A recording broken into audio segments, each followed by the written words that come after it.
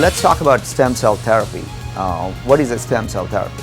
So I want to just make a clarity between, there's a lot of literature online.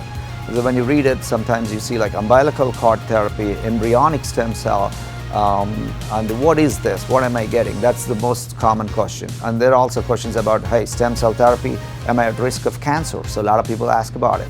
So basically, these stem cells we're talking about called mesenchymal stem cells. Mesenchymal stem cells are bone marrow derived from your own body.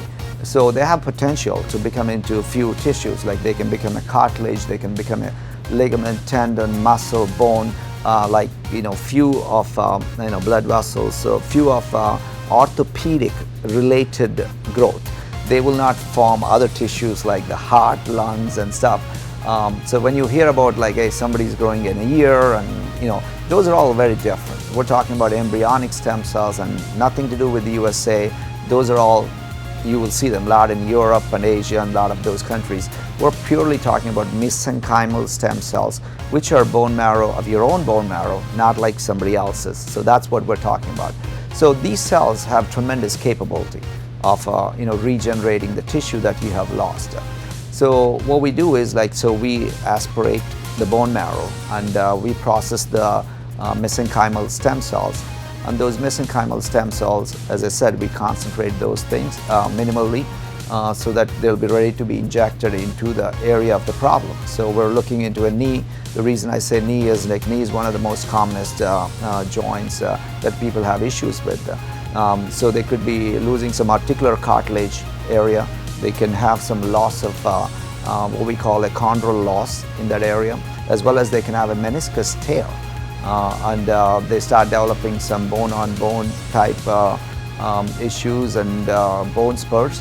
So those are the kind of patients we aspirate the bone marrow, and we re-inject back, and we place them precisely into the areas of the problem, like a meniscus tear. We can do that thing. And a chondral loss, we can do that thing as well. And even a partial ACL tear without complete disruption has shown tremendous success. There are several of the conditions that are seen on a normal day-to-day basis can be avoided. Surgical need is avoided in these kind of patients. So this is a tremendous opportunity these days, which this option was not available for like 5-6 years ago. Hey, we have no other option. So this is almost like a revolutionary invention, I would say, starting from antibiotics when they came in, it's a great thing. And this is going to be the future of medicine, and it is already going in that direction. So capability of your own body to heal your own tissue, basically. So what we are doing is we're trying to help that, take those group of stem cells and putting it into the area of the problem and helping your own body grow the tissue that you have lost. So that's basically the theory behind these kind of procedures. And the beauty of this is the downtime.